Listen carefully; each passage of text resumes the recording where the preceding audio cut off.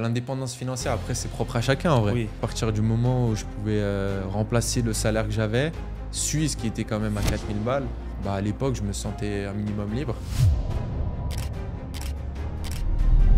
Mais moi, je préférais voir la réalité en face, tu vois. Moi, je disais, ouais, on est pauvre, mais ça va me pousser à aller plus loin, tu vois. Et c'est quand je suis parti à Cannes, et c'est là où je me suis dit, en mode, ouais, j'ai de l'argent, en fait. De toute manière, les gens qui valident pas Dubaï, c'est des gens peut-être qui sont dans le salariat. Mais quand tu es entrepreneur et que tu fais un certain chiffre par mois, et que tu peux te permettre de vivre la vie à Dubaï, c'est exceptionnel. Parce que tu peux te payer les services, tu peux te payer en fait tout ce que Dubaï propose, et c'est juste imbattable. Faut arrêter de te foutre. Salut à tous les gars, bienvenue dans le podcast La Quête. L'objectif, ça sera d'inviter des personnes avec qui je parle actuellement et sur lesquelles on pourra partager pas mal de valeurs, notamment sur leur vie, sur ce qu'ils font actuellement, sur ce qu'ils étaient par le passé.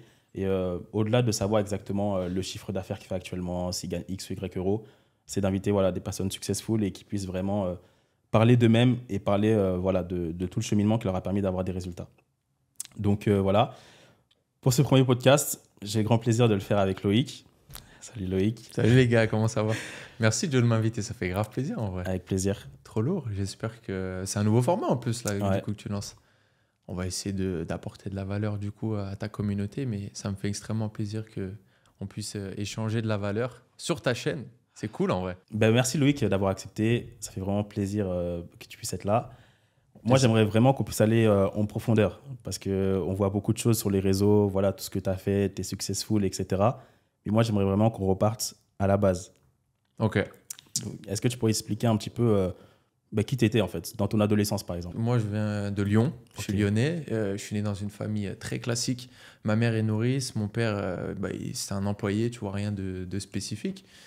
Et je pense que la première petite étincelle, si tu veux, c'est venu avec le sport. J'ai toujours fait énormément de sport. J'ai été, dès l'âge de 5 ans, j'ai toujours fait de la danse.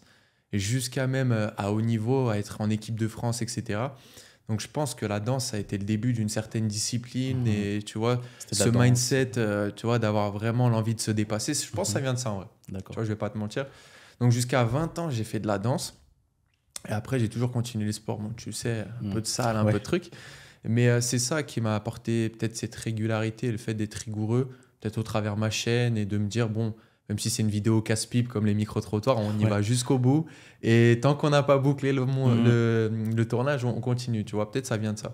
Et après, sinon, en termes d'études, j'ai fait quoi? J'ai fait un bac, BTS Banque. Je me suis dit, mais qu'est-ce que c'est que cette merde? Genre, j'ai pas envie d'évoluer là-dedans, tu vois, être salarié et tout, ça va pas. Et petit à petit, je me suis dirigé vers l'entrepreneuriat. Alors, j'ai commencé rien à voir en étant mannequin. Ok. J'ai été pendant une année mannequin et j'ai fait le tour du monde avec ça. Mhm. Et j'ai commencé à capter qu'en vrai, on pouvait gagner de l'oseille Ouais. autrement que le schéma classique.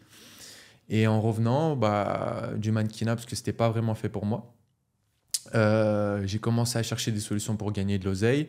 Je suis parti en Suisse parce que là-bas, le salaire, si vous le savez, les gars, s'il y a des Suisses, tu vois, dans un truc, il est meilleur. Et après, j'ai eu l'idée de faire des formations comme toi pour aider un maximum de gens à faire de même. Mhm. Je suis parti après sur le thème de l'IMO, le thème du business en ligne. Et aujourd'hui, on est ensemble. Nickel. Ça Pour fait faire plaisir. court, hein, tu vois. Ouais. Alors, je ne me suis pas étalé là. Mais Ok, voilà.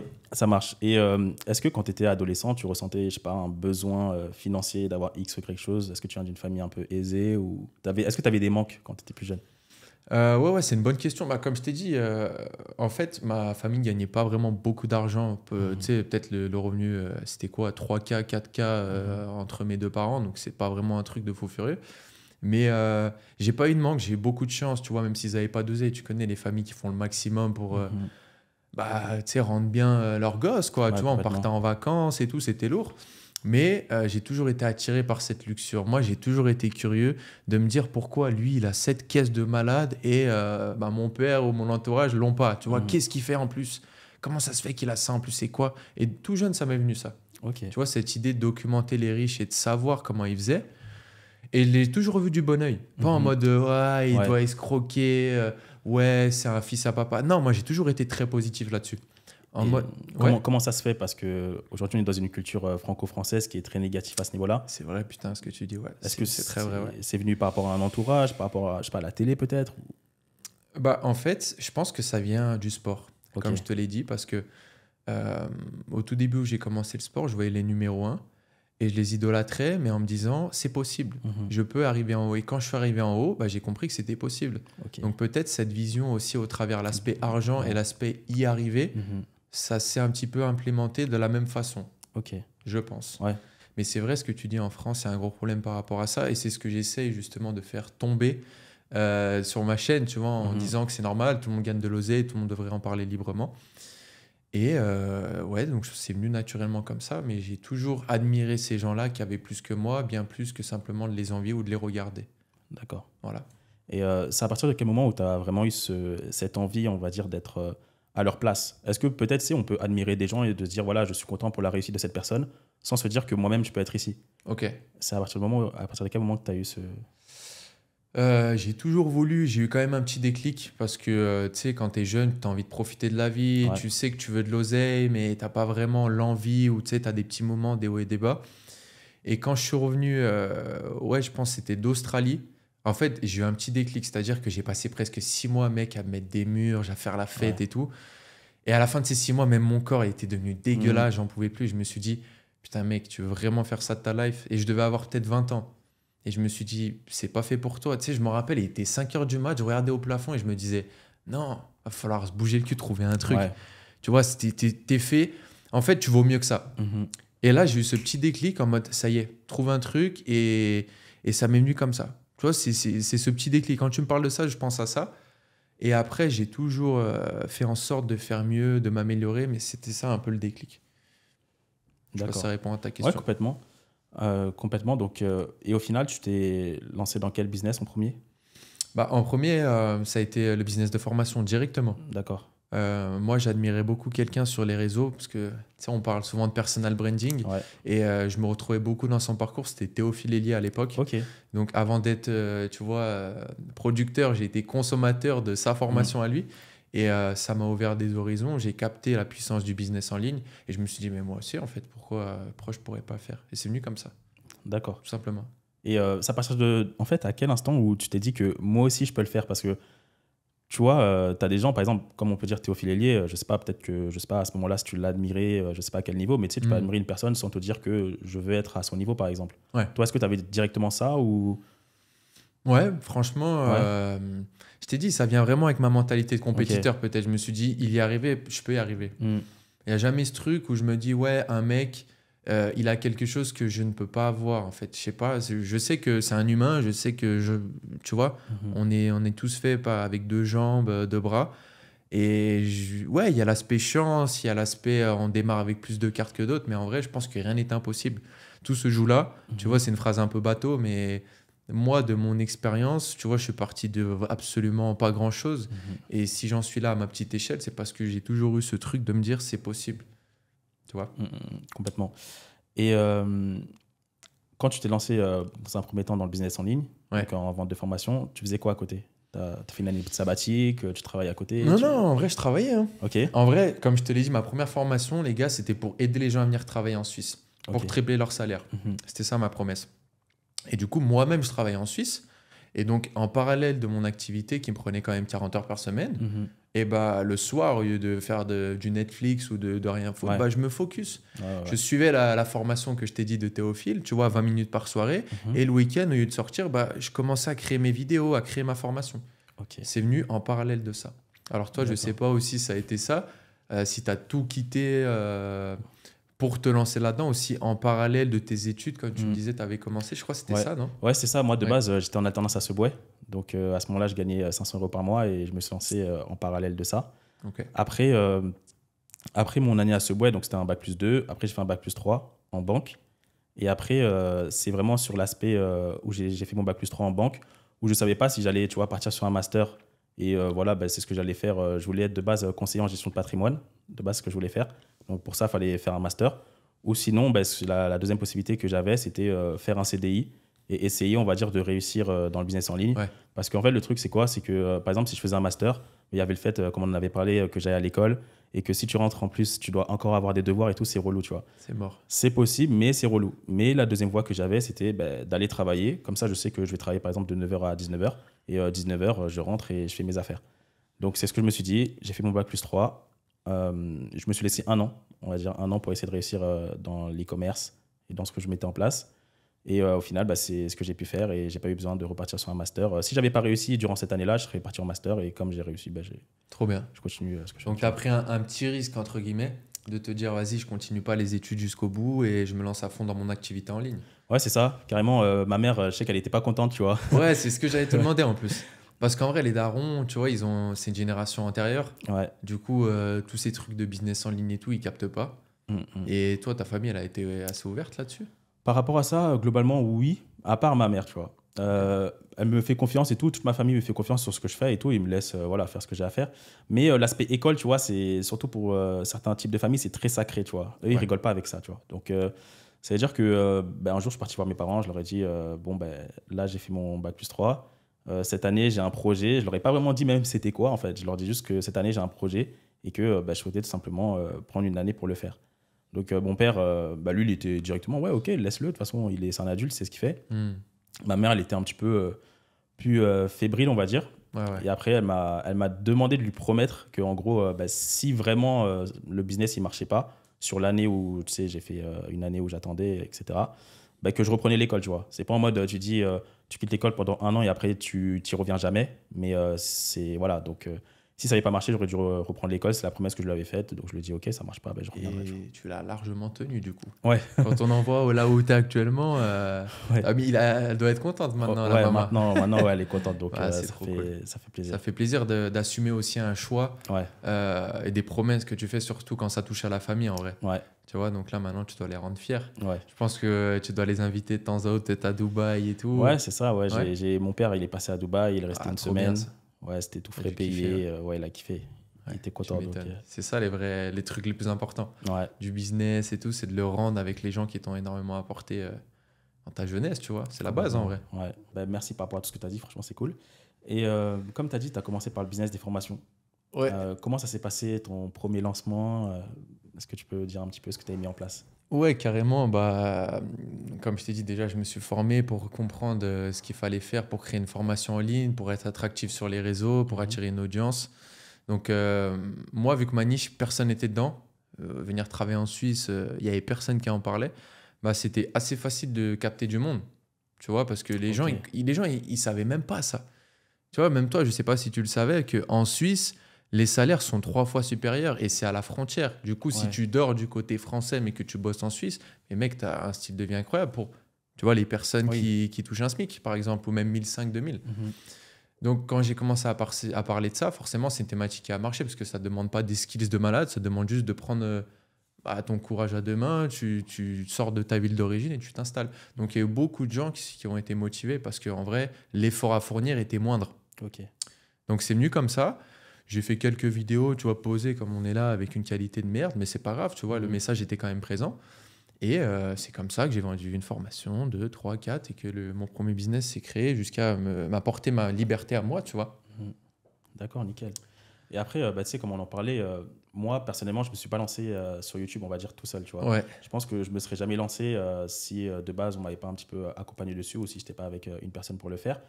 Toi, en fait, comment tu as eu ce truc de se dire, vas-y, je vais lancer, je vais faire ma première vidéo? Est-ce que tu l'as dit à tes amis et tout ou t'as gardé ça pour toi tout En seul? fait, moi, je t'ai dit, c'est tout simple. J'ai acheté la formation de Théophile, alors je vais dire beaucoup son prénom peut-être, mais en fait, ça m'a juste fait ouvert les yeux parce que je suivais tellement que je voyais qu'il faisait des vidéos YouTube.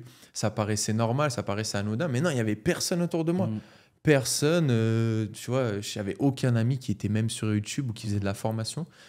Mais j'ai toujours été ouvert à apprendre et je suis tombé là-dessus et je me suis dit, vas-y, c'est encore un nouveau challenge. Tu sais, c'est toujours un rapport avec la compétition en mode, vas-y, t'as envie de faire, teste-le. Mhm. J'ai fait une première vidéo, elle a tout de suite popé. La première de ma chaîne, j'ai eu de la chance. Ok. Et du coup, je me suis dit, mec, continue. Là. Mhm. En fait, si tu veux, dès ma première vidéo, j'ai peut-être eu 5 ventes de formation. Ma Ok. première vidéo, j'avais 0 abonnés Ouais. et je suis passé de 0 à peut-être 100 abonnés. Et en à peine 100 abonnés, j'ai eu 5 C'est formations incroyable. vendues. C'est Donc, incroyable. j'avais fait plus de 1000 balles de vente Mhm. en une vidéo YouTube. T'imagines, mec? Donc, Énorme. quand tu as ce résultat-là, tu te dis, vas-y, ok, je vais continuer. Et tu cherches Mhm. même plus de midi à 14h, quoi. Et suite comme à ça, suite à tes premières ventes, c'est quoi la suite? Qu'est-ce qu'on fait? On en fait plus de vidéos? Ouais, C'était quoi la suite pour toi? on fait plus de vidéos. On fait plus de vidéos sur la Suisse. Ok. Malheureusement, au bout d'un certain temps, la Suisse, c'est quand même quelque chose de niché. Ouais, très niché, Donc, ouais. tu arrives à court de vidéos. Et même moi, ça commence à me faire chier de parler de ça parce que du D'accord. coup, moi, je travaillais plus en Suisse parce que En fait, la Suisse m'a permis de créer une formation. J'ai créé une formation qui m'a apporté la liberté financière, mais je devais toujours parler de la Suisse. Ok, Tu ouais. vois le truc? Oui, complètement, ouais. Donc, c'était chiant au bout d'un moment. Moi, j'avais envie justement de parler de business, parler d'argent, parler de choses qui me passionnaient sur l'instant T. Mhm. Et j'étais un peu bloqué dans cette niche. Et on en vient à justement le côté 360 de ma chaîne, où j'ai commencé à me dire, allez, on va tourner, on va faire des micro-trottoirs. On va parler de choses un peu plus larges que juste la Suisse. Et j'ai commencé à faire mes premiers micro-trottoirs. Et là aussi, ça a popé. Dès mon premier micro-trottoir, la première vidéo, c'était je demande aux Suisses quel est leur Ouais. salaire. Et là, elle a plus de 800 000 Mhm. vues, donc elle a explosé. Ouais. Et après, j'en ai fait d'autres à Monaco qui ont plus d'1 million de vues, etc. Donc je me suis dit, bam, j'ai trouvé le truc qui va me permettre de rester sur YouTube et tu vois, de perdurer. Donc c'était Nickel. cool pour moi. Ouais. Voilà, ça s'est fait Ouais. comme ça. Ce concept-là, c'est toi qui l'as ramené en France. C'est vrai, ouais, Après, je pense. derrière, il y a beaucoup de gens qui ont suivi un petit peu. Mm. Est-ce que tu savais que c'était un concept gagnant? Parce que tu as vu sûrement aux US, comment Ouais, on en parlait, de etc. Mais tu sais, des fois, il y a des concepts aux US qui ne fonctionnent pas en France. Toi, tu savais que ça allait déjà être un banger, ta première vidéo, ou c'est quoi ton... En fait, sincèrement, j'en étais presque sûr parce que d'une part, il n'y a personne qui en parlait. Mhm. Et de deux, l'argent, c'est extrêmement tabou. Et qui dit tabou dit curiosité. Ouais. Donc je me suis dit, on a un putain de duo gagnant. Par contre, j'avais très peur. Ok. Je me suis dit, mais putain, demander ça et tout dans la rue, en France, en Suisse, sachant que les gens sont ultra fermés de base pour Bah parler oui. de tout et n'importe quoi, mais là, de parler de leur argent. Et puis, j'ai pris mon courage à deux mains, j'y suis allé. Au début, c'était très dur, c'est t'arrives avec la voix là, qui chevrotte et tout. Désolé, mais tu vois, c'est chaud. Ouais. Et après, j'y vais à fond. Première réponse, et puis c'est comme tout, quand tu as la première réponse, tu dis, vas-y, on enchaîne, on continue, on se mange des vents, c'est pas grave. Et puis, première vidéo, premier très bon résultat. Donc après, tu n'as qu'une Ouais. envie, c'est de continuer. Ok. C'est venu comme ça, Joe. Ok, bah nickel. Et en général, ça dure combien de temps sur une journée? Parce que tu vois, nous, on voit des vidéos de 10, 15 minutes, etc. Ouais, Mais ça ouais. prend combien de temps? C'est en vrai, fait ça, on en avait parlé en vrai. Bah, en vrai, des fois, sérieusement, mec, des fois, ça peut me prendre jusqu'à 3 jours. Ah ouais. Ouais, et tu vois, les gens, ils s'en rendent pas compte. Ils pensent que l'interaction, elle est facile et Bah tout. oui. Mais avant une seule interaction positive et un bel échange, tu as une dizaine, voire une vingtaine de Wow. gens qui sont hautains et qui te mettent un vent. Et qui, tu vois. Mais ça, on le montre pas. Bah C'est oui. normal, on va pas. Mais ouais, c'est beaucoup de travail. Moi, des fois, avec mon caméraman, on arrive à 9h du matin, on reste jusqu'à 18h à l'endroit, et des fois, on a juste 3 interviews. Donc, du coup, on dit, eh ben non, on peut pas reprendre l'avion et rentrer si je suis à Monaco. On doit rester une nuit en plus pour retourner le lendemain, sinon la vidéo, elle dure 6 minutes, tu vois. Bah oui, complètement. Donc, en vrai, c'est un vrai boulot. D'ailleurs, toi, t'as jamais pensé à faire une vidéo comme ça? Bah, en fait, j'ai pensé à en faire, mais comme je t'ai dit, en vrai, j'ai la flemme. Tu Ouais, vois. t'as la flemme. Ouais, Ça serait un beau challenge, en vrai. En vrai, ouais, ce serait un beau challenge. Les gars, si vraiment je vois qu'il y a pas mal de likes pour le premier podcast, j'essaierai de faire un micro-trottoir. On verra bien. En vrai, Joe, en micro-trottoir, les gars, ça peut être incroyable. Mais en plus, là, on est à Dubaï, donc il y a plein Ouais. d'opportunités. Et toi, tu as de la chance, les gens, ils sont plus ouverts. Ouais, Moi, je l'ai fait dans des villes de France et je l'ai fait aussi à Dubaï et les gens sont beaucoup plus ouverts. Ah ouais? Bah ouais. Ouais. Bah, tu le Bah vois, oui, Joe. ouais, ouais. complètement. Ici, l'argent, c'est monnaie courante. Pas pour Ouais. pas faire un jeu de mots. Tu vois, en Ouais, mode. ouais. Donc, ouais, mais après. Ouais, c'est vraiment venu comme ça. Et puis, tu sais, après, tu suis le chemin. Ouais. Ok. Mais tu vois, ce concept-là, quand même, il faut un petit peu de déter, tu vois. Moi, je te le dis souvent. Ouais. Moi, personnellement, je fais mes vidéos YouTube et tout. Je suis installé, je parle d'e-commerce, je sais de quoi je parle. J'ai pas besoin d'avoir de script ou des trucs comme ça. Ça me prend, honnêtement, enfin, une vidéo YouTube, si la vidéo, elle dure 20 minutes, ça me prend 30 minutes à faire, tu vois. Ok. Mais le fait de se Bah, déplacer... c'est bien, t'es productif. Hein. Ouais, voilà, tu vois. Ouais. Mais des fois, je me dis, tu vois, faire un micro-trottoir, se déplacer, faire ci, faire ça, la logistique et tout. Toi, comment tu as cette déter, en fait Bah, en fait, je me suis dit, si j'ai envie vraiment de popper dans mon business et sur les réseaux, il faut faire quelque chose. En fait, il faut fournir des efforts que peu de personnes sont prêtes à faire. Tu vois, c'est un truc tout con qu'on dit. complètement. Et du coup, je sais que ça, c'est très dur. Du coup, très peu de personnes vont le faire. Et c'est pour ça que je le fais, parce que derrière, je sais que les résultats vont être là. Mais bien sûr que c'est dur et bien sûr que des fois, j'ai envie de me casser. Tu sais, au bout de 3 ans, il suffit que tu aies un mood en plus. Tu sais, parce qu'on est humain, gros. Bah hein. oui. Genre, il y a l'aspect personnel, tu es fané, tu as une mauvaise nouvelle, il pleut, le mec, il te prend de haut, tu as envie de rentrer. Mais non, tu vois, il faut aller jusqu'au bout des choses. Moi, j'essaie toujours d'aller jusqu'au bout des choses. Et si ça marche pas, même si, bah, au moins, tu as tout tenté, comme ça, il y a zéro regret. Ça aussi, c'est des phrases bateau. Mais le regret, ça fera bien plus mal que le fait de ne pas avoir tenté. Donc, j'essaie même pas d'aller dans cette direction-là. Ouais, Tu vois, c'est tout complètement. con. Et après, j'ai pas de secret pour la Mhm. déterre. En vrai, Ouais. je sais pas, c'est comme ça. Mhm. Au bout d'un moment, tu sais, avec mon caméraman, je prends un billet, je paye un hôtel, c'est pour pas faire de vidéo, bah, c'est Ouais, moi qui me pénalise, tu vois. ouais, complètement. C'est Ok. tout. Et est-ce que tu as une petite anecdote à nous raconter Toi, tu veux des Ouais. anecdotes. Il veut des anecdotes. C'est un coquin. Anecdote. En vrai, les meilleures anecdotes que je peux te donner, c'est que je me suis fait des contacts en or. Ok. J'ai des contacts de mecs qui brassent des millions et des millions Mhm. d'euros. Et tu vois, je sais que quand je vais me rendre dans sa ville, je pense à une personne en particulier, bah, je serai le bienvenu. Et tu vois, Ouais. ils m'amènent plus que bien. Donc forcément, il y a l'aspect négatif, il faut être patient, il faut Bah oui. charbonner. Mais derrière, mec, parce que qui est-ce qui va interviewer des millionnaires? Absolument personne, tu vois, Mhm. c'est très rare. Donc même eux, en fait, tu le vois d'un œil, ils sont contents. Mhm. Donc tu crées des liens et tu crées des opportunités autres qu'une simple vidéo YouTube dans le Ouais, business. complètement. Donc tu vois. Mhm, mhm. Donc ouais, beaucoup de contacts. C'est ça les anecdotes, c'est qu'il y a même des mecs, c'est limite des amis, on s'écrit souvent. Mhm. Après, des anecdotes pardon, un peu bullshit ou un truc bizarre. Côté meuf, il n'y avait pas une histoire Ah, côté meuf, bah si, il y en a, tu vois. En fait, elle pense que peut-être je bosse pas, donc elle pense que je les aborde, ou ça m'est Ouais. déjà arrivé. Et du coup, bah, ça fait plaisir. C'est elle qui Mhm. te demande, mais viens, on s'échange le numéro et tout. Et puis, c'est bon, tu sais, moi en mode, je suis tellement focus dans mon truc. Ouais. Après, je vais pas faire le mytho, tu vois. Si en mode, la fille, vraiment, elle me plaît, Ouais. tu vois, ça peut tomber. Mais à Mhm. chaque fois, je t'avoue que c'est pas encore tombé, les gars. Mais non, sérieusement, ouais, non. C'est juste ça, en mode, ça demande le contact, le numéro, Ouais. etc. Mais pas de truc de fou. Ouais, pas de truc Il n'y de a fou. pas un mec qui a voulu se battre avec moi ou Ouais, me c'est casser ça. la gueule, tu vois. Ok, ok, Tranquille. ok. Et sur tout l'aspect, si on revient sur l'aspect formation, etc., Ouais. c'est à partir de quand que. Ben, en fait, tu as fait la bascule parce que tu as dit que tu étais à l'école. Tu as eu un travail où tu avais un salaire, etc. Comment ça s'est passé un petit peu? Bah, en vrai, j'ai eu. Tu sais, quand j'ai quitté la banque, on m'a proposé un CDI. J'ai dit, Ouais, fuck, je me taille à l'étranger, tu vois, je vais ok. kiffer. Et après, j'ai fait du mannequinat. Du coup, c'était un peu, tu vois, des cachets, Hmm. tu sais, des trucs.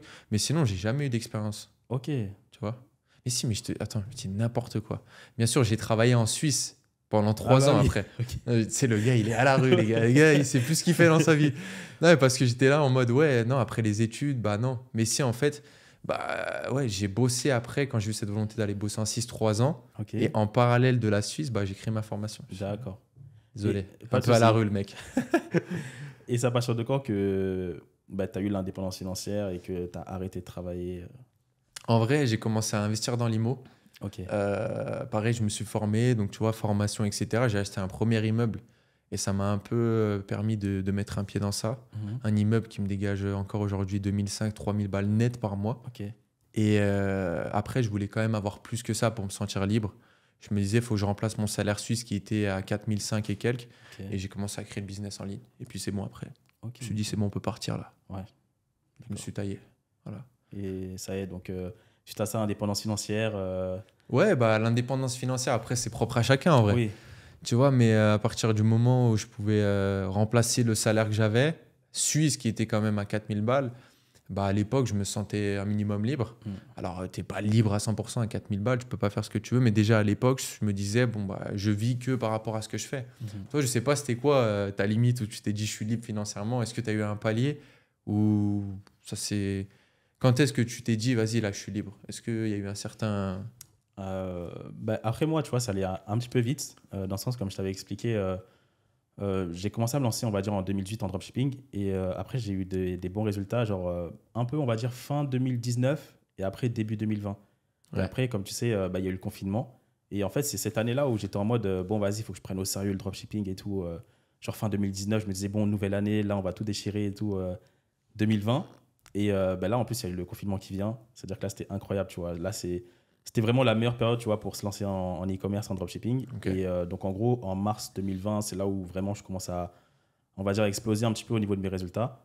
Et après, je me suis expatrié en juillet 2020, en fait. Donc, Ça allait super vite, toi. ouais, T'as popé dans le business d'un coup, en vrai. ouais, c'est ça. C'est-à-dire que ça allait très vite. Et tu vois, comme on est vraiment sur des. Tu vois, en e-commerce, même business en ligne, on est sur des chiffres sur un ordinateur, tu vois. C'est-à-dire que tu réalises pas réellement l'argent que tu as. Ouais, Tu vois, ouais, c'est c'est sur vrai, un c'est vrai. ordinateur et tout. Donc, à partir du moment où vraiment je sentis que j'étais libre, c'était même pas quand je me suis expatrié, genre c'est un an après. Parce que en gros, j'ai commencé à avoir des très bons résultats genre en mars 2020. Je m'expatrie en juillet 2020 et après, genre, je fais 2 ans à Londres. Et la première année, tu vois, genre, j'avais un max de pression, tu vois, parce que j'étais en mode, tu vois, faut que ça marche, tu vois, dans le sens, Ah ouais. tu vois, dropshipping, souvent, les gens, ils ont des boutiques, ça dure pendant 3 semaines, un mois, et après, ça marche plus, tu vois.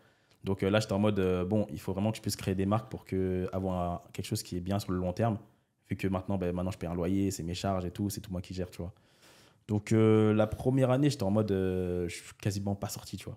C'est-à-dire que je ressentais pas le fait d'avoir de l'argent ou pas. Ouais. C'est plus la première fois que je suis allé en vacances. Donc c'est un an après, tu vois. En été, j'étais parti à Cannes.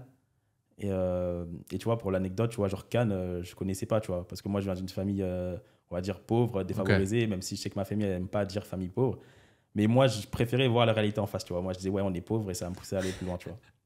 Ok. Et, euh, et c'est quand je suis parti à Cannes, et c'est là où je me suis dit, en mode, ouais, bah, j'ai de l'argent en fait. Tu vois, j'ai de l'argent, genre je peux payer des trucs, je peux faire ci, je peux faire ça. Et c'est Ouais, plus. t'as pas senti une béquille, tu t'es pas dit, ah, ça, je peux pas me le payer, c'est cher. Tout était accessible. Ouais, voilà, c'est ça. Tu vois, c'est à partir de ce moment-là que j'ai senti, on va dire, qu'il y avait une certaine liberté. Et maintenant, voilà quoi. Ok, maintenant ça coule à flot. Maintenant, Ouais. ouais, ça, ça coule douce maintenant. Ok, non, non, c'est trop, trop bien. Et une question par rapport à ça, tu vois, parce que on te voit, moi je te vois sur ta chaîne. Ouais. Tu vois, on en a parlé tout à l'heure, tu es très carré, etc. Tes vidéos sont très pro, toujours un micro, une petite light et tout. Mhm. Mais en vrai, toi, t'es comment? C'est quoi ta personnalité? Est-ce que t'es un mec carré comme ça dans la vie ou est-ce que t'es... Je sais pas, moi, tu sais, je pense que les gens, ils aimeraient bien savoir c'est qui le vrai Joe. Ouais. Toi, tu viens d'où? C'est quoi tes passions? Tu vois, dis-en un peu plus sur toi en vrai, ça pourrait les faire kiffer, tu vois. Ouais, complètement. Je sais qu'il y a beaucoup de personnes qui me demandent un petit peu, ouais, vraiment qui tu es, parce que tu vois, je suis vraiment sur des vidéos genre de formation, c'est-à-dire que je suis très, voilà, Shopify, il faut faire ci, il faut faire ça. Et je souris pas beaucoup sur mes vidéos parce que je suis en mode un peu, tu vois, professeur et tout. Ouais. Et récemment, j'étais passé sur TF1 et j'avais fait une vidéo réaction par rapport à ça. Et la vidéo, elle m'a fait rire un peu, tu vois. Moi, j'étais pas en Mhm. mode, je m'en foutais un peu. Et il y a des gens qui disaient, ouais, c'est la première fois que je te vois sourire en vidéo, tu vois. Donc, en fait, je pense que en termes de personnalité, on a tous plusieurs personnalités en fonction du milieu dans lequel on est, etc. Tu vois. Moi, personnellement, on va dire que j'ai une personnalité sur la partie business et une personnalité, tu vois, dans la vie normale, Ouais, tu ouais. vois. Là, je suis sur YouTube, je suis sur des vidéos de formation. J'explique aux gens comment se lancer en e-commerce. Je me mets en mode professeur, tu vois. C'est-à-dire Mhm. là, je prends en mode. Tu switch. Voilà, T'arrives je à switch. switcher. Ouais, j'arrive à Ok. switcher rapidement, tu vois. D'accord. Donc, les gens, après, moi, personnellement, je sais qu'il y a beaucoup de gens, ils sont en mode, ouais, moi, je suis pareil, caméra, hors caméra. Moi, en vrai, c'est juste que caméra, pour l'instant, je suis en mode professeur et tout, donc je suis en mode carré et j'essaye d'expliquer au maximum les choses avec pédagogie, tu vois, parce que je sais que, par exemple, dans le milieu du dropshipping, il n'y a pas non plus énormément de gens qui expliquent bien les choses, tu vois. Donc, Mhm. moi, je me mets un petit peu dans le sens que j'ai une responsabilité de bien faire les choses, tu vois, vu que j'ai cette capacité à expliquer correctement les choses. Mais après, sinon, en dehors de ça, tu vois, je suis normal, tu vois. Je suis Ouais, comme ouais. tout le monde, on est des jeunes, Bien sûr. on est bon délire et tout. Moi, j'aime beaucoup rigoler et tout, mais c'est quand même dans un cadre. Donc voilà. Mhm. Je reviens sur l'aspect argent, business, etc. Ouais. À partir du moment où tu as eu l'indépendance financière, Ouais. ben, comment tu as géré ton argent? C'est quoi ton mindset et ta vision par rapport à ça? Est-ce que tu t'es acheté un bien de luxe ou quelque chose en particulier? Tu peux me dire un petit peu? Non, franchement, je me suis pas acheté. En fait, l'argent que je gagne actuellement, je le mets beaucoup, en fait, je le réinvestis. Tu vois, Ok. soit dans mes voyages, parce que moi, mes vidéos, elles bougent beaucoup, Mhm. donc il y a beaucoup de déplacements, beaucoup de frais, etc. Là aussi, je commence à avoir une réelle team derrière moi, tu vois, pour tout ce qui est. J'ai une assistante, Ouais. j'ai des monteurs, enfin, il y a mon caméraman à payer aussi, donc en vrai, ça commence à faire. Tu sais, ça Ouais. budgète vite, parce que souvent.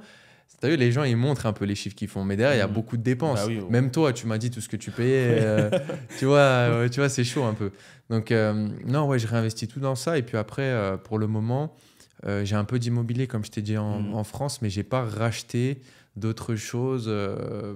Pour le moment, non, Ok. rien de fou, tu vois. Si ce n'est au quotidien, j'aime bien avoir un certain style de vie. Tu vois, je kiffe beaucoup les beaux restaurants. Je suis pas beaucoup dans la sable de fou Mhm. furieux, Ok. mais j'aime bien aller dans les beaux endroits, me faire kiffer. Ça fait partie aussi de ma productivité. J'ai besoin de ça pour me sentir stimulé, tu vois. D'accord. Et là, je vois un petit quelque chose là sur ton poignet. Ouais. Est-ce que tu pourrais nous dire un petit peu plus? Ça, c'est ma première montre que je me suis offert. Ok. Tu vois, parce que c'était un peu symbolique en mode. Je crois que c'était pour mes 50 000 abonnés sur ma chaîne YouTube d'ailleurs. Ok. C'était il n'y a pas si longtemps, hein. Ouais. Et je me suis dit, vas-y, on se fait un kiff. J'aime trop les montres, Mhm. comme toi, je pense. Et ouais, j'avais envie d'acheter une montre un peu originale. Ouais. Et je suis rentré dans la boutique et j'ai vu cette montre fond vert, tu sais, Grindial, Cartier. Et je me suis dit, vas-y, let's go. Tu l'as acheté en Suisse? Non, je l'ai acheté à Lyon, dans ma ville d'origine. Ah oui, ok. Ouais, ouais, de ouf. En plus, j'ai grave sympathisé avec la nana. Ok. Et du coup, je suis sur liste d'attente pour des montres, tu vois. Et on a fait même une vidéo dans la boutique. Ok. Et du coup, tu sais, pour être un peu plus en avance Ouais. sur liste d'attente et tout, ça sent bon, ça. Ok, bah nickel. Donc voilà, frérot. Mais sinon, ouais, j'ai pas de caisse. En fait, pour l'instant, c'est ça le truc. Tant que j'ai pas atteint un certain stade financier, j'ai pas envie d'acheter, tu vois, une caisse ou Ouais. ma voiture. Je veux vraiment acheter tu vois, des trucs vraiment qui me font kiffer que d'acheter. Tu vois, c'est tout con, mais je préfère m'acheter un Urus ou un truc qui me fait kiffer que d'acheter une Merco, un truc, un entre-deux. Ouais. Tu vois ce que je veux dire? Ouais, Pareil ouais. pour la maison. J'ai envie de m'acheter une villa, tu vois, Mhm. de malade mental. J'ai pas envie de faire un entre-deux parce que là, ma situation va un peu mieux. Ouais, Je sais pas complètement. si c'est bête Ouais, de réagir comme ça, mais je connais plein de. J'ai un autre pote à moi qui s'appelle aussi Loïc, ça tombe bien. ouais. Je passe le bonjour. Et il me disait aussi la même chose, tu vois. Il me disait, ouais, lui, il a pas de caisse, mais le jour où il va acheter une caisse, ça sera. Ça voilà, sera ouais, une vraie caisse. voilà, tu une vois. vraie caisse, tu vois. Bah ouais. Tu sais, acheter un truc à 30 000 balles, mais après, tu te dis, ouais, bah il y a mieux. Mm. Autant acheter quand vraiment j'en aurais envie. Et puis, c'est pas la priorité en vrai. Ouais. Tout simplement. Toi, t'as pas de caisse, toi aussi, non? Ouais, non, j'en ai pas. T'as pas de caisse? Non. T'as une belle montre aussi. Ouais, merci. C'est quoi? C'est Day. Dayjust. Dayjust. Ouais, je l'avais acheté, c'était en 2020. Ah ouais, il y a longtemps quand même. Ouais, il y a tu vois, longtemps. Ok. Ouais, c'est dire, en vrai, mars, j'ai commencé à avoir des résultats. Juillet, je me suis expatrié. Et décembre, Il n'y a pas attendu. pour finir l'année. La Rolex direct. Bam! Ouais.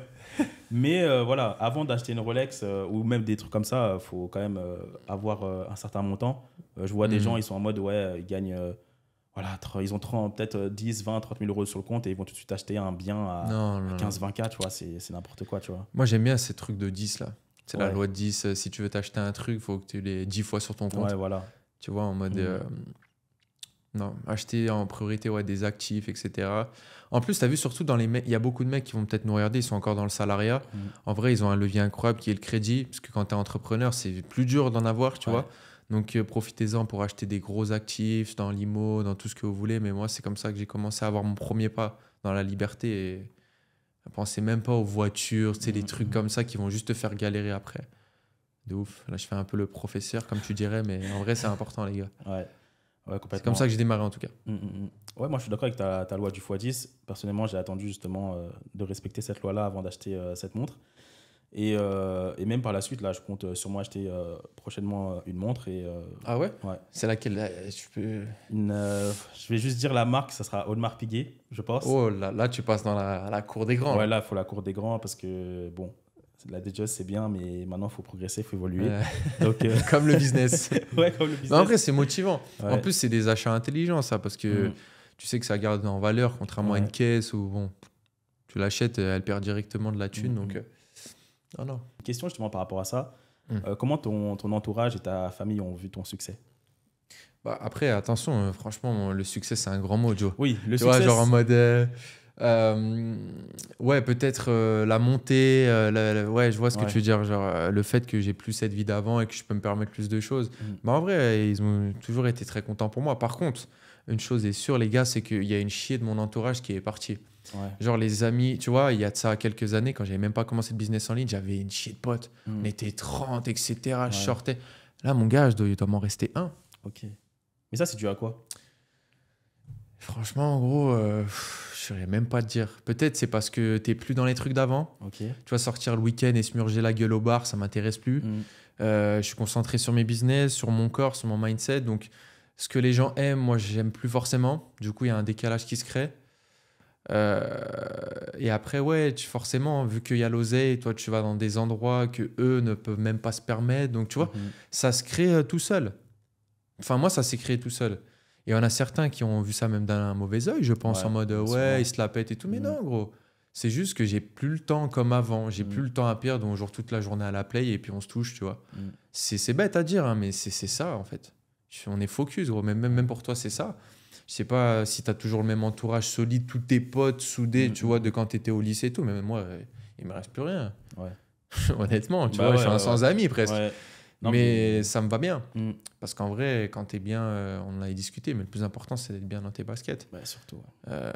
C'est ça. Parce qu'en vrai, on est tout seul, on meurt tout seul. Mm. Les gens, ils viennent dans ta vie, des fois, ils y repartent. C'est comme ça. Mm. Faut juste l'accepter. Ouais. Toi, c'est comment dans ton entourage? Tu as toujours les mêmes potes ou... Oui et non, tu vois. C'est-à-dire que de base, tu vois, j'ai pas non plus énormément de potes à la base, tu vois. Genre, personnellement, là où je viens, genre, tu sais, c'est pas en mode on était des amis, genre à 30 ou des trucs comme ça. Je sais que, tu vois, moi, j'étais dans un quartier, mais tu vois, il y a différents types de quartiers. Il y a quartier, comme on dit quartier, genre, tu vois, on est tous en mode quartier, on est tous ensemble, etc. Mais moi, j'étais pas là, tu vois. Moi, j'habitais. En vrai, moi, j'étais dans les logements sociaux, tu vois, parce que ma mère, elle est aide-soignante. Et en fait, quand tu es aide-soignant, en fait, ils peuvent te donner un appartement à côté, tu sais, pour que tu puisses voilà, travailler et tout. Mais en fait, là où la résidence, quand je dis j'habitais dans un quartier, tu vois, c'est pas genre quartier où il y a tous les jeunes et tout. C'est en mode, la plupart, c'était que des personnes âgées, des papis, des mamies, limite, tu vois. Ok. Donc, moi, Maison de retraite, limite. Voilà, limite maison de retraite, bah, c'est ça, en fait. Ça veut dire que moi, j'étais pas en mode, quartier par rapport à ça. Mais par rapport à l'entourage que j'ai, ouais, j'ai perdu aussi une grande partie de l'entourage pour les mêmes raisons que tu as évoquées. Hein. C'est-à-dire que, en fait, il y a des gens, tu vas les fréquenter parce que tu es dans une dynamique en fait, dans ta vie. Et dès lors que tu changes de dynamique, bah, tu vois que vous vous séparez naturellement. Ouais. Voilà, comme tu dis, j'ai une phase dans ma vie où j'étais à fond dans la play, etc. Je jouais à FIFA tout le temps, etc. Et j'avais un certain type d'amis. À un moment, c'était le foot. À un moment même, c'était la muscu. Mais bon, même si ça se voit pas. Arrête un peu, Joe. Attends, si ça se voit pas, les gars, on voit le... Ouais, pas c'est mal. C'est pas comme toi, mais t'inquiète. On se retrouve d'ici 6 mois, les gars. On fera un point. Oui, c'est vrai. Monsieur a pris un coach. Ouais. Et maintenant, c'est le business. Le business, c'est ça. Maintenant, c'est le business. Et puis, l'écart, en fait, il se creuse. Ouais. C'est-à-dire que même si les gens de l'extérieur, ils voient ce que tu fais sur YouTube, etc., ils savent pas tout le travail, toute l'implication qu'il y a derrière. Complètement. Du coup, ils ont l'impression que tu te la pètes, que en vrai, tu as le temps et tout. Mais non, tu n'as pas le temps. C'est juste que chacun est dans son business. Oui, toi, tu n'es pas dans ces trucs de je profite le week-end et le lundi au vendredi, c'est charbon. Non, c'est différent. Tu voyages en plus. Tu as la fast life, entre guillemets, ce que les gens disent. Donc, ouais, sans pour autant changer. Mais c'est juste que les gens le perçoivent comme ça. Et tant pis, tu vois. Tant pis. Franchement, il y a aussi trop de gens que tu as dans ton entourage qui restent juste pour les bons moments. Tu vois, quand tout va bien, que tu es dans un mood où ton pote, il a gratté quelque chose, ce truc, bah ouais, il est présent. Mais quand il n'y a plus rien à gratter et qu'il faut charbonner, tu vois que tu es dans un truc, non, là, gros, on améliore notre vie, on fait plus les cons, et tu vois, bah, il va en rester très peu, en vrai. C'est la réalité. Et c'est là qu'il y a que les vrais bonhommes et peut-être les vrais amis qui restent, c'est dans les moments durs. Tu vois, c'est toujours pareil. Complètement. C'est très bien de dire ça. Et si on parle de ça maintenant, bien évidemment, dans le business, on sait que c'est important d'avoir du réseau, échanger avec des personnes, etc. Ouais. Toi, c'est quoi les conseils que tu peux donner à une personne qui veut se faire du réseau Ouais. Bah, c'est vraiment très bateau, mais c'est aller aborder les gens. Tu vois, moi, il n'y a que ça. Je l'ai dit dernièrement dans ma vidéo, mais je suis passé en un an d'un répertoire claqué au sol à une 50aine de millionnaires, multimillionnaires. Et c'est juste tombé parce que j'ai été curieux. Que je suis allé parler. Alors, c'est dur d'aller parler aux gens comme ça dans la rue, de leur demander, tu vois, qu'est-ce que tu fais dans la vie, mais c'est un petit challenge. En vrai, sans la caméra, sans parler de caméra, tu peux aller voir quelqu'un et lui faire un beau compliment. Le compliment, ça décoince tout. Le compliment, ça décoince même cet ego peut-être d'une personne qui a énormément de bif, et tu peux lui faire un compliment sur sa montre, sur sa façon de s'habiller, etc. Et après, il va être beaucoup plus ouvert et tu peux lui demander ce que je fais en fait sur ma chaîne, qu'est-ce que tu fais, nanana, est-ce que tu as des conseils, et qui sait, peut-être qu'il va te donner un premier contact et puis peut-être que tu vas le revoir. Donc, c'est le fait de casser ces codes, ces paradigmes en mode les riches sont froids, les riches veulent rester entre eux, les riches ne veulent pas faire de réseau avec les plus pauvres. Non, parce que moi, j'en suis la preuve contraire, j'ai envie de te dire. Tu vois, donc, Mais tu vois, par rapport à ce que tu dis, le fait de donner des compliments, etc. aux personnes. C'est quoi le conseil que tu pourrais donner aux gens pour que, justement, pour faire du réseau, ce qui est important, c'est de s'intéresser aussi aux gens, tu vois. Parce qu'on va dire de manière naturelle, l'homme, il est égoïste, très centré sur moi. Voilà, moi, je. Et les gens, on a du mal à se projeter sur les gens, en fait. Avoir de l'empathie, alors que dans le business, dans tous les cas, c'est important à tous les niveaux. Est-ce que tu as des conseils, des livres par rapport à ça, justement Franchement, je vais pas faire le mytho, j'ai pas de livre, tu vois. Je pourrais te faire le mec, j'ai une compilation là et tout. Mais non, j'ai pas de livre. Par contre, je travaille beaucoup mon art oratoire. Ok. Et je travaille beaucoup aussi sur le côté manipulation, mais pas dans le mauvais terme. Oui. Le mot manipulation, il est très mal perçu, c'est quelque chose de malsain. Mais non, tu peux manipuler quelqu'un pour qu'il se sente mieux, pour qu'il y ait une meilleure relation entre vous. Tu vois, la manipulation, c'est pas que quelque chose qui est mauvais. Et j'aime beaucoup ça. Ok. Et du coup, la manipulation va avec le fait aussi peut-être d'aborder une personne de telle manière que la conversation et la discussion soient meilleures. Et ça, j'adore ça. Comprendre en fait la gamberge humaine, ça m'intéresse énormément. Et en effet, j'ai lu des livres comme ça. Il y en a un qui me vient à l'esprit, d'ailleurs, il y a le mot manipulation dedans. Influence et manipulation. Ouais, ça c'est la base. Ça, c'est la base. Mais ça, c'est vraiment la base. Et après, tu en as plein d'autres. T'as lu Comment se faire des amis? Ouais, comment se faire des amis aussi. Ouais, j'ai lu. Là, il est incroyable. Pas mal. Et après, non, c'est vraiment, moi, c'est comme tout. J'aime bien tester un truc en vrai plutôt que de lire pour me faire mon expérience. Et c'est là où tu en acquiers le plus, quoi.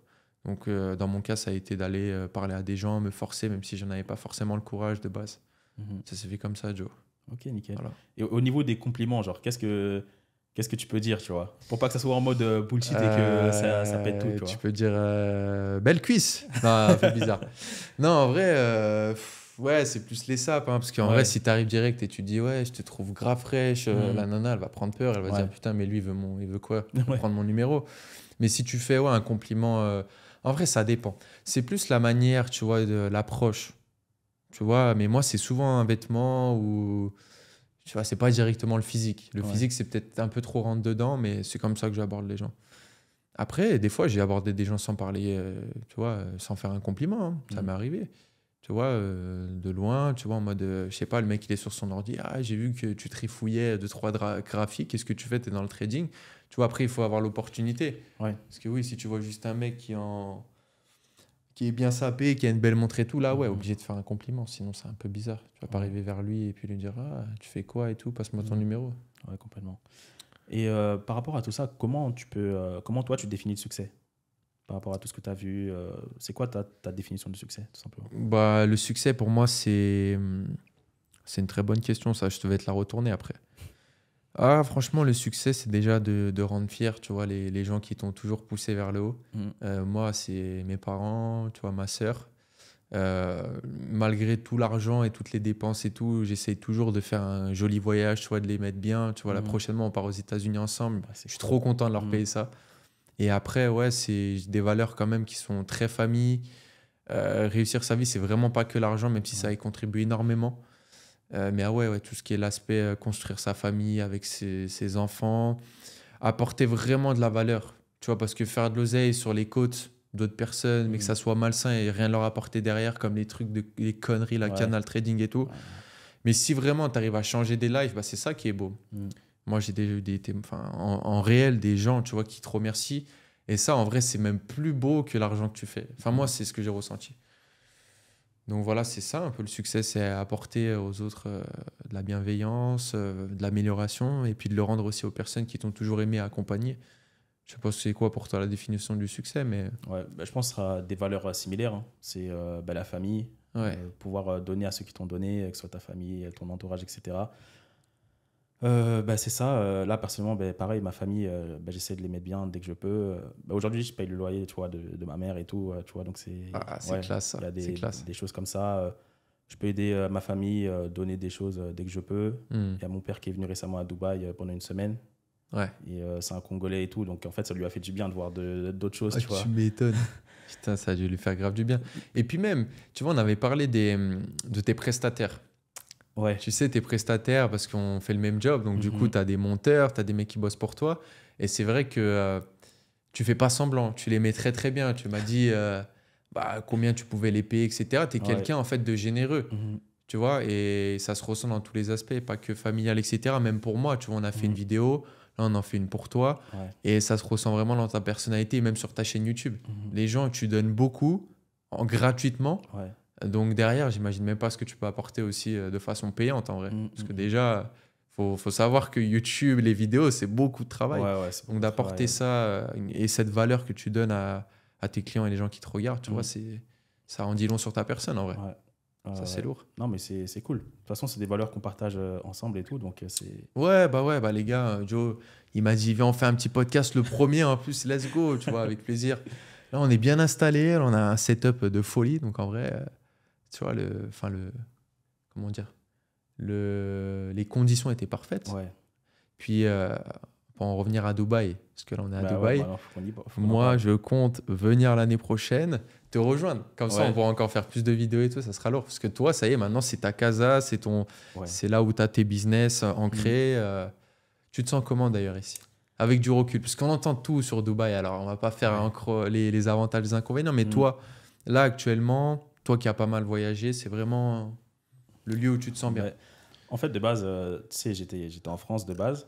Et quand j'ai commencé à, on va dire, réussir en e-commerce, je ne savais pas vraiment où aller, tu vois. Ça, c'était en 2020. Et en 2020, il y avait une hype, en fait, par rapport aux gens qui réussissaient en e-commerce. Et ils allaient tous à Dubaï, tu vois. Et à ce moment-là, je ne voulais pas non plus suivre les gens comme un mouton et dire, voilà, je vais à Dubaï parce que tout le monde y va. Ouais. Je me suis dit, la première pensée que j'avais, c'était, je voulais pas être trop loin de ma famille, de mon entourage, tu vois. Donc, ça fait que je suis parti à Londres. Je suis parti à côté. Après Londres, c'est un endroit que j'avais déjà visité avant et c'est là où je voulais aller de base, tu vois. Ça a toujours été un rêve, genre, tu sais, les vision boards et tout, tu mets Londres et tout. Et je me suis dit, je vais aller à Londres, histoire de pas être trop loin de ma famille et tout, etc., tu vois. Après, Londres, franchement, j'ai passé de super bons moments et tout, c'était cool, et rien à dire par rapport à ça. Et j'ai fait 2 ans à Londres, et après, je me suis dit, je vais m'expatrier donc à Dubaï. Donc là, je me suis expatrié cette année. Et en vrai, Dubaï, c'est sans regret, tu vois. Vraiment, il y a tout qui est mieux que n'importe où je suis allé. Tu vois, que ce soit dans le business, soit dans la vie perso, que ce soit dans tout. Par exemple, si on parle aspect business, le réseau, tu vois. Bien sûr qu'à Paris, il y a des gens, bien sûr qu'à Londres aussi, il y a des gens. Mais par exemple, si on parle vraiment business en ligne, aujourd'hui, vraiment, les gens, voilà, qui sont les gens connus, etc., 95%, ils sont à Dubaï, tu vois. En tout cas, connus au niveau francophone, c'est le cas, tu vois. Et voilà, faire des connexions, parler de manière quotidienne avec des millionnaires, multimillionnaires, les voir physiquement, on se parle, on est là, on va à la salle de sport, après on parle un petit peu, on parle de tout et rien dans le business. C'est stimulant. Et en fait, ça, c'est un gros changement parce que, tu vois, par exemple, depuis 2020, je suis un petit peu connu, tu vois, dans la niche e-commerce et je connais aussi pas mal de gens. Et il y a des gens que de 2020 jusqu'à 2023, on n'était que sur des échanges WhatsApp, etc., tu vois. Et le fait d'être venu à Dubaï et de parler, genre même 1 heure en tête-à-tête avec la personne, ça m'a plus apporté que de 3 ans de relation à distance. Tu vois ce que je veux dire? Carrément. C'est un peu comme toi et moi, tu vois. On a beaucoup échangé sur Insta et tout. Et là, quand on se voit, on est parti manger hier ou avant-hier. De ouf. Et la discussion qu'on a eue, par exemple, je crois qu'on a discuté 4 ou 5 heures et tout, c'est plus que autant de fois qu'on peut parler sur Insta et tout, tu vois. Donc, c'est... On revient à ce qu'on disait, l'humain. Ouais. Et ce côté-là, en plus... en fait, c'est ça qui est ouf ici, c'est que peut-être, tu vois, en France ou dans nos villes d'origine respectives, il y a beaucoup moins de mindset et de personnes qui veulent aller dans cette direction que nous, on a choisi. Et ici, il y a tellement une concentration énorme que forcément, on se ressemble tous dans un certain point, mais on a tous des choses à s'apprendre. Du coup, bien plus que l'aspect qui est incroyable ici, les services, l'imposition, etc. Bah, tu as l'impression d'être chez toi tout le temps, en fait, parce que tout le monde te comprend. Lorsque quand tu reviens en France ou peut-être à Londres, c'est un peu moins. Moi je sais qu'à Lyon... il n'y a personne, tu vas dans la rue, il n'y a personne qui va comprendre ce que je fais, tu vois, en vrai. Lorsque là, peu importe où tu vas dans une beach club ou dans un truc, un coworking, tout le monde comprend ce que tu fais. C'est ça. Et ça, c'est lourd, c'est stimulant. Et sans parler de... il y a beaucoup d'argent ici. Donc, même si tu fais de l'argent en France, ici, tu arrives, ça te remet les pieds sur terre, en vrai. Ouais. Tu vois? T'es une merde, en vrai de vrai, tu vois? Ouais. Ce que tu dis, ça aussi, c'est vrai, niveau mindset. Parce que tu vois, je sais pas, t'habites en France, t'as une Rolex, t'es jeune, t'es le roi du monde, tu vois. Alors qu'à Dubaï, même si t'as une Datejust à 18 ans, t'es pas le roi. Tu vois, il y a des gens qui ont plus encore et tout. Donc, ça te fait de la mise en perspective de se dire que y a beaucoup de choses à faire, tu vois. Même si tu gagnes 10, 50, 100 000 ou plus par mois, t'es pas le roi, tu peux toujours faire plus si c'est ta vision. Et voilà, quoi. Clair. Non, c'est clair. Complètement. Dubaï, ouais, l'aspect relationnel, ça c'est top. L'aspect réseau. Aussi tout l'aspect, on va dire, service. Ça veut dire que ça, par contre, c'est un truc. En fait, c'est même pas bien, tu vois. Parce qu'en fait, en gros, Dubaï, ils ont tellement un niveau qui est exigeant au niveau des services que quand tu pars de Dubaï, après, tu te sens pas bien, en fait. C'est vrai. Vraiment, quand tu retournes au Uber Eats français, voilà, là, c'est ça, qui livrent que jusqu'à 21h. C'est ça. Oh putain. Ouais. Ce qui rend fou, en fait, c'est que tu vois, par exemple, quand je vais à Dubaï et tout, et par exemple, quand je suis à Dubaï, si tu donnes l'exemple de Uber Eats, tu vois, eux aussi, ils ont un service, c'est Karim, pour commander de la nourriture et tout. En fait, par exemple, tu sais, tu peux parfois faire des erreurs au niveau des adresses, etc. Karim, tu vas commander un produit, tu vas commander de la nourriture. tu t'es trompé au niveau de l'adresse, et eux, ils vont dire, OK, c'est pas grave, dans tous les cas, l'essentiel, nous, on veut que vous soyez satisfait, vous vous êtes trompé, on va nous-mêmes revenir chercher, te donner à manger, tu vois, dans tous les cas. Je suis parti à Londres, vu que maintenant, je fais entre Londres et Dubaï. Je commande quelque chose, j'étais dans un hôtel, et là, c'était quoi? C'est quoi l'application? C'est Deliveroo. Et en fait, Deliveroo, la personne, il faut que tu lui donnes un code, tu sais, pour qu'il te donne à manger. Ouais. Et en gros, moi, j'étais pas là, tu vois. Je sais pas qu'il était là. J'étais dans un hôtel. Et en gros, il avait la nourriture. Et en fait, il a même pas déposé chez le concierge. Il est reparti avec parce que j'ai pas donné le code.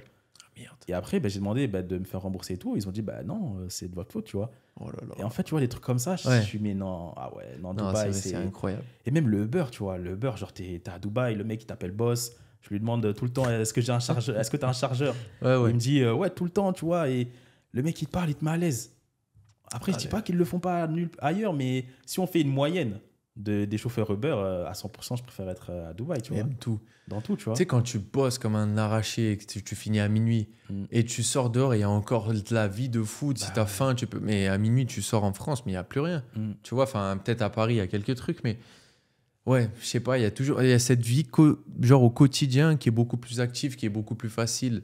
Et rien que pour ça, tu vois, dans notre position, on est tout le temps là à beaucoup réfléchir, à beaucoup taffer.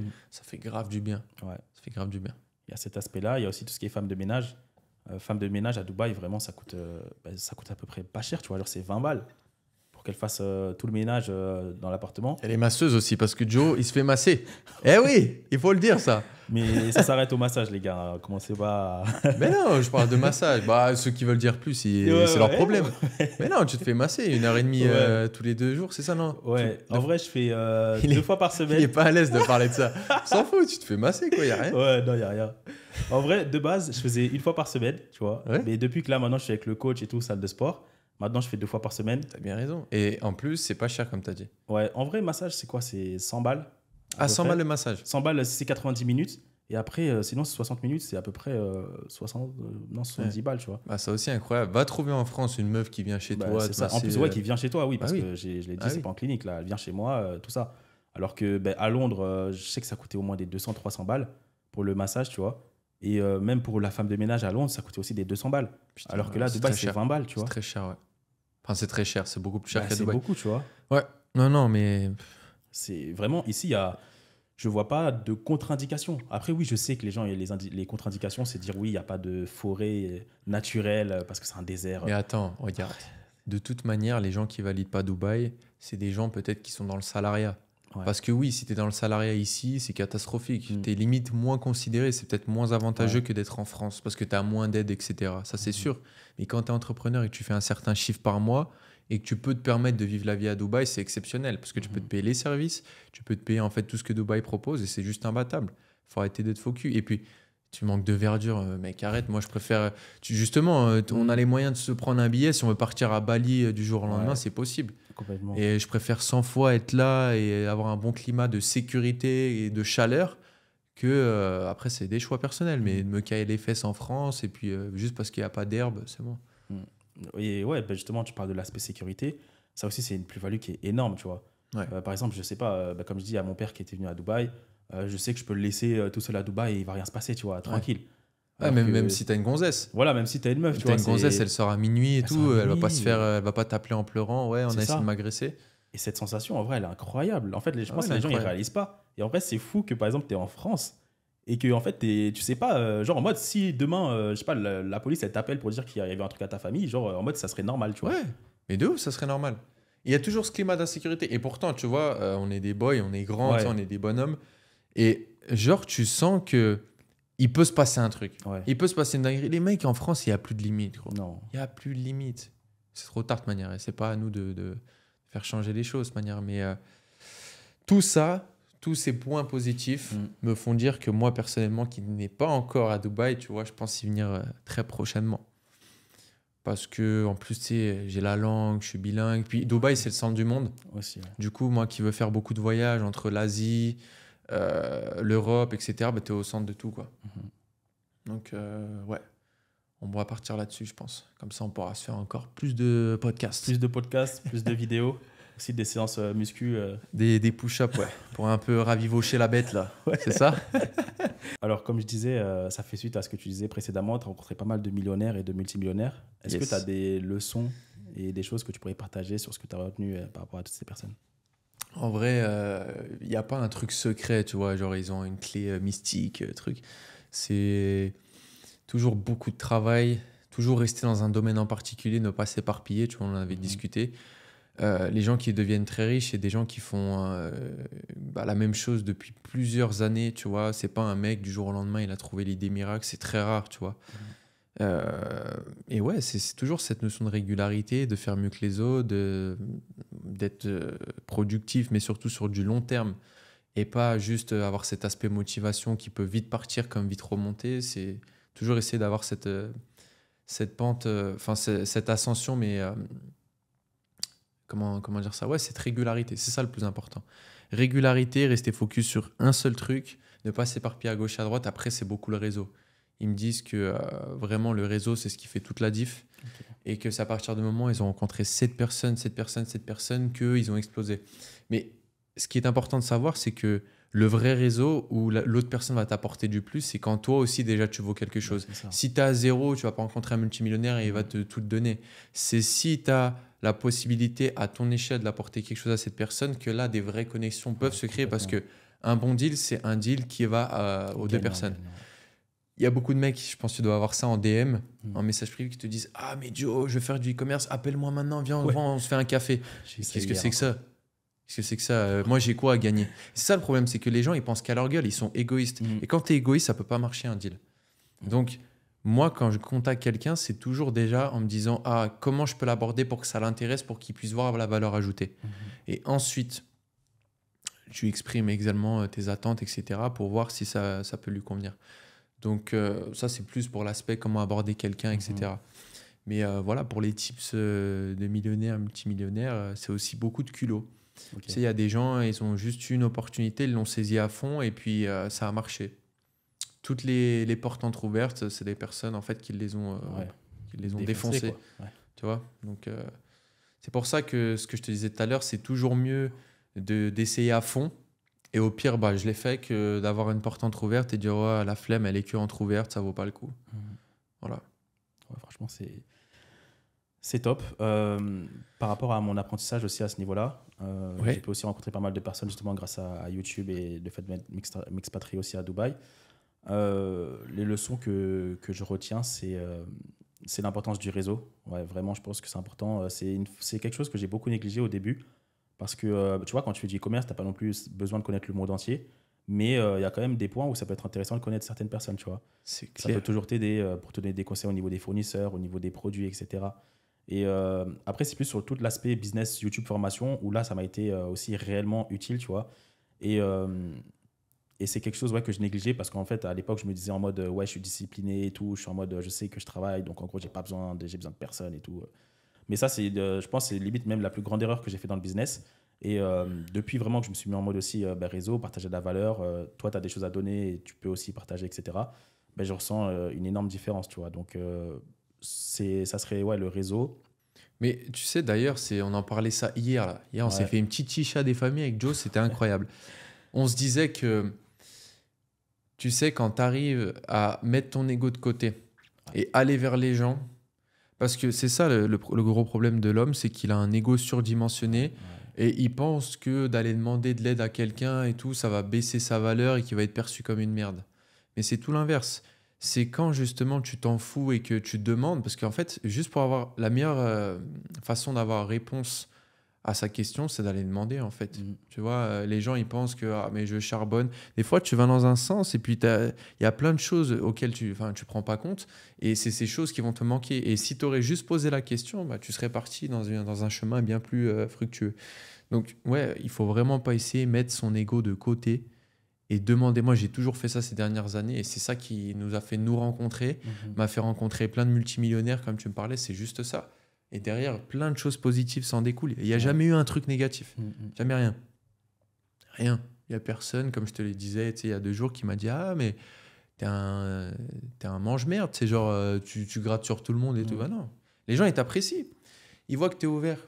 Ils savent très bien, hein, c'est pas les mecs que j'interroge, c'est pas eux qui sont venus à moi, c'est moi. Mhm. Et alors, ça montre que Ils t'en sont veux, bien, ouais. c'est tout, Mhm. tout simplement.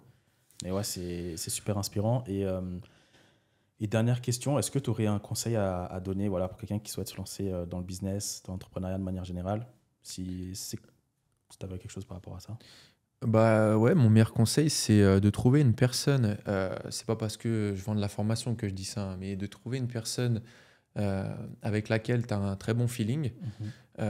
Si tu arrives vraiment à te retrouver dans son histoire et dans peut-être son personal branding, renseigne-toi sur son contenu gratuit. Et si son contenu gratuit te plaît, pourquoi pas passer au contenu payant? De toute manière, si tu veux faire de l'argent dans le business, tu es obligé de te former. Moi-même et toi-même, je le sais, on a été des consommateurs avant d'être Mhm. des producteurs. Complètement. Donc chaque année, j'alloue un budget à ça aussi, que ça soit pour me former dans différentes thématiques. Donc investissez sur vous-même. Euh, on fait tous des dépenses un peu inutiles, tu vois, le dernier Mhm. iPhone et tous les trucs. Donc en vrai, ça c'est super important. Mais je peux pas vous en vouloir. C'est pas des choses en fait que on nous inculque à l'école ou quoi. Donc il faut un petit peu revoir ses priorités et son Mhm. mindset. Mais c'est ultra important. Et c'est pas encore une fois, vous achetez la formation d'un autre, le truc d'un autre. C'est très bien, faites comme vous voulez, mais formez-vous. Mhm. Je pense que c'est ça qui est super important Ouais, pour commencer complètement. un business, ouais. Complètement. Bah, je te Voilà, remercie, Loïc, pour tout ce dont on a partagé. avec plaisir. C'est très inspirant, tout ce que tu as dit. Avec plaisir, Joe, c'était vraiment cool et en tout cas, c'était super bien ouais, de lancer un petit peu ce nouveau concept, si je me trompe pas. Ouais, complètement. Ouais. Tu démarres en plus avec un invité d'exception. Tu sais, le gars, il se lance des fleurs. Non, mais c'était cool Ouais. et si on peut apporter de la valeur ajoutée à ta Complètement. commu, trop bien. Ouais, moi, c'est un plaisir d'avoir commencé avec toi. Comme je te dis, comme on parlait un petit peu dans ta formation, tout ce qui est concept, etc. Podcast, c'est pas quelque chose que je voulais forcer, tu vois. C'est pas quelque chose. Je sais qu'il y a beaucoup de gens qui me disaient, oui, Jonathan, ce serait bien que tu parles aussi d'autres choses, etc. Mais tout ce qui est podcast, je veux pas forcer les choses. Je veux le faire avec des personnes avec qui je parle déjà, tu vois. C'est pour ça que c'est naturel parce qu'on échange déjà très régulièrement et tout. Là, on Ouais. s'est vu et tout et on va se voir encore, c'est cool. Et voilà, moi, je veux que ça soit naturel. Donc, c'est pour ça que je force pas les choses et ça me fait plaisir de le faire aujourd'hui avec toi. Trop bien. Merci les gars d'avoir visionné ce podcast. J'espère que ça vous a fait plaisir. On essaie de partager un maximum de valeur. Si vous voulez que je puisse refaire ce genre de podcast prochainement, n'hésitez pas à liker, à commenter et à être abonné. Et on se dit à très vite, tout simplement, pour une prochaine vidéo. Ciao les gars. Ciao.